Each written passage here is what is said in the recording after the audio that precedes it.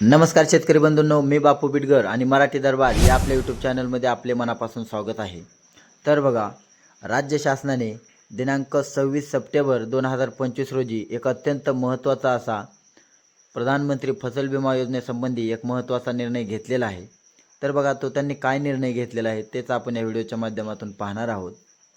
तर बघा, केंद्र शासनाच्या प्रधानमंत्री फसल विमा योजनेच्या मार्गदर्शक सूचनानुसार पात्र शेतकऱ्यांना नुकसान भरपाई निश्चित करण्याची कार्यवाही करण्यात येत असते। काही प्रकरणी पीक विमा नुकसान भरपाई अत्यंत कमी प्रमाणात परिगणित होत असते आणि अशा प्रकरणांमध्ये लाभार्थी जे असतील त्यांना अत्यंत कमी प्रमाणामध्ये रक्कम भेटत असते। आता काहींना 100 रुपये असतील, काहींना 200, 500, 700 रुपये अशा पद्धतीची नुकसान भरपाई शेतकऱ्यांना भेटत असते।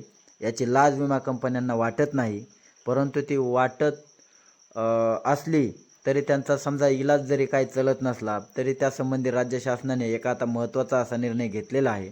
तर बघा, त्यांनी काय निर्णय घेतला आहे की ज्या शेतकऱ्यांना 1000 रुपयापेक्षा कमी रक्कम पीक विमा म्हणून भेटत असते, तर अशा शेतकऱ्यांना त्या विम्याच्या परताव्यापोटी आता नुकसान भरपाई म्हणून समजा 1000 रुपयाच्या कमी जरी असेल तर कमीत कमी 1000 रुपये त्या शेतकऱ्यांना द्यावे, अशा पद्धतीचा हा जी.आर. आता काढलेला आहे। तर बघा, आता या शासन निर्णयान्वये रब्बी हंगाम 2023-24 वरील 24 करिता 3,99,37,009 इतकी रक्कम पीक विमा कंपन्यांना आता वितरित करण्याला राज्य शासनाने मंजुरी दिलेली आहे।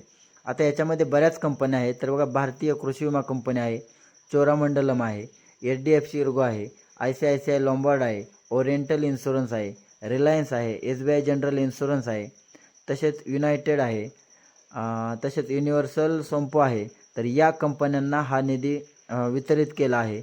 लवकरच ज्या शेतकऱ्यांना रब्बी हंगाम 2023 आणि 24मध्ये 1000पेक्षा कमी रक्कम भेटलेली असेल, तर त्या शेतकऱ्यांना समजा आता एखाद्या शेतकऱ्याला पीक विमा म्हणून 700 रुपये आलेले असेल, तर त्याच्यावरचे जे 300 रुपये आहे ती त्या शेतकऱ्यांना, पात्र शेतकऱ्यांना आता भेटणार आहे।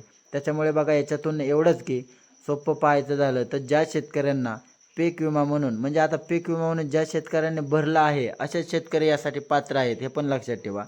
परंतु ज्या शेतकऱ्यांचं कंपनीने जे मोजमाप केलेलं आहे त्यांच्या नियमानुसार, परंतु ते केल्यानंतर 1000च्या कमी रक्कम आलेली असेल, समजा एखाद्या शेतकऱ्याने उडदाचा पीक विमा भरला आणि त्याला अत्यंत क्षेत्र कमी आणि पीक विमा कंपन्यांनी जी टक्केवारी काढलेली असते त्याच्यामध्ये त्यांचा सगळा हिशोब करून जर पाहिली तर त्या शेतकऱ्याला समजा 700 रुपये गेलेले असतील, पाठवले असतील, तर आता वरील म्हणजे हे 2023-24 आहे आणि वरील जे 300 रुपये आहेत ते त्या शेतकऱ्यांना भेटणार आहेत। त्याच्यामुळे ज्या शेतकऱ्यांना 1000 रुपयापेक्षा कमी रक्कम असेल त्या शेतकऱ्यांना आता इथून पुढे कमीत कमी 1000 रुपये देण्याचा शासनाने निर्णय घेतलेला आहे।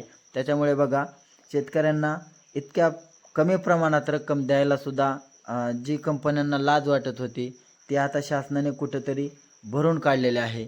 त्याच्यामुळे बघा, शेतकरी एक मोठ्या आर्थिक संकटात आहे, अतिवृष्टीसारखं मोठं संकट आहे। त्याच्यामुळे सध्या शेतकऱ्यांची अवस्था बिकट आहे। शेतकऱ्यांना अजून आपण याच्यावर पाहिलं तर NDRFच्या निकषानुसार जी शेतकऱ्यांना मदत दिली जाते ती अत्यंत कमी प्रमाणात आहे। याची जर शासनाला थोडीफार लाज असेल तर त्यामध्ये सुद्धा शासनाने शेतकऱ्यांच्या मदतीच्या निकषामध्ये बदल करावा आणि शेतकऱ्यांना भरभरून मदत करावी, एवढीच अपेक्षा। धन्यवाद।